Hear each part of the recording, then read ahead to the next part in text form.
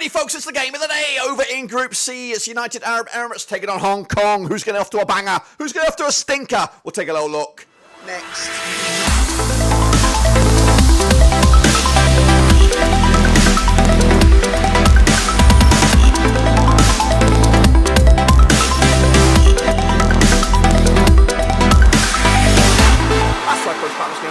Today we're taking a look at opening games in Group C. That's right, UAE, Hong Kong. Who will win? We'll look in a second. Of course, big shout out to our VIPs. They are the patrons. You know who you are. If you want to help out the channel, check out the links down below. Twitter, Twitch, Facebook, all that kind of jazz. And also, if you haven't subscribed, make sure you do so. A whopping 70% of you are not subscribed. Your one-stop shop for Rovers, Asian Cup related, world football. We're going to all here, boys, under one roofski, of course. But we are looking forward to this game right here, right now. It is UAE. It is Hong Kong. It is over in Group C.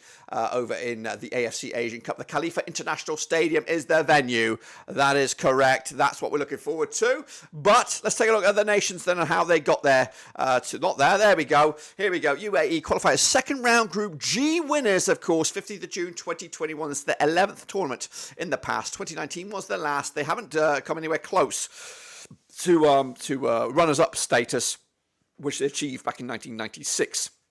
Paolo Bento is your manager. His star man is Fabio Lima. 25-1. Not too shabby on the odds there. Last 16 is the prediction for me for these guys to go the distance. For me, let's take a look at the recent or the upcoming schedule for UAE then, shall we? Of course, opening up with their match against Hong Kong. We're talking about right here, right now. The must-not-lose game is Palestine. Why the heck is that the must-not-lose game? I'll elaborate that in a minute. Of course, you've got Iran here, who are your heavyweights, who are expected to steamroll this division. And, of course, top of the table. It is the battle for second spot. It is the battle to at least secure enough points for at least the third-place team. But realistically, I think UAE are strong enough to be that second best team, but you lose against Palestine. I expect you win against Hong Kong. No disrespect, we'll have a look at my prediction in a minute. But if you win that one, you lose this one. You're going to probably lose this one, and who bloody knows? So that's why I'm saying that's the most crucial for UAE. Take a look at the squad then, but rather bloated squad. Not too sure if that's the final squad. It might get trimmed down further. But anyway, I've got my starting 11 as well. We've got Asa between the sticks. We've got Idris. We've got Al Hamadi. We've got Al Hassami, Ibrahim at the right back. Ramadan, Salmin, Keo, Lima, Makbout and Hayal Salah up there, of course. Now, let me know if I'm right or wrong. Of course, this is my first real deep dive into the UAE team news, so let me know if I'm anywhere near what the starting lineup will be. As for their opposition, it's Hong Kong. They qualify as third round Group D runners-up. One of the scraping in the back. No disrespect, they are one of the last nations to qualify. 14th of June 2022. There's been the tournament 4 times in the past. The last was 1968. Can they ever get to the dizzy heights of 1956? Well, when they finished third, Jordan Anderson is the man to pull the strings. Matt Orr will be the star man. 501 suggests that they're going to struggle, and they also suggest that I'm going to go with a group stage exit. But of course, hey, it's football. Anything can happen.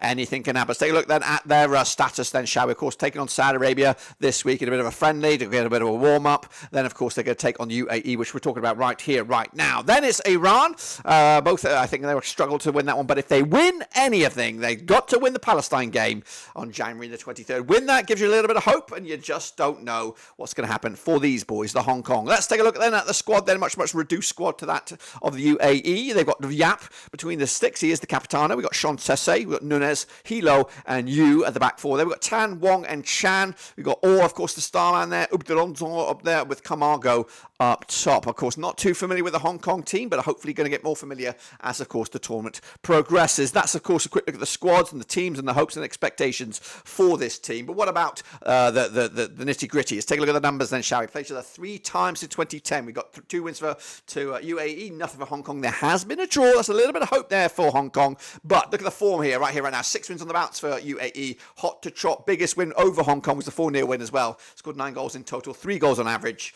But Hong Kong coming on the back of 4 games without a win. Pretty grim stats. Of course, that last win was a big 4-0 win. It was in the AFC Asian Cup qualification phase back in November 2013. UAE on the back of 1, 2, 3, 4 clean sheets on the spin, scoring what we're looking at, 8 goals without conceding any. Hong Kong, though, on the back of a 2-1 loss against Tajikistan. Good draw against Turkmenistan, though. Ain't too shabby on this one. But what about the public vote? The public vote has gone in favour with UAE at the moment. Early days on the vote there. 69% with UAE. Hong Kong, 22%, and 8% has gone with the draw. But what about me? My predictions are covered as well in my master prediction videos. Make sure you check that out. But I am going to go with a 3-0 win for UAE. I think they'll be too strong, too much quality. Hong Kong, of course, not the greatest selection pool of players, but I realistically think UAE are a team to watch out for in this group. And of course, a team that could go very, very far.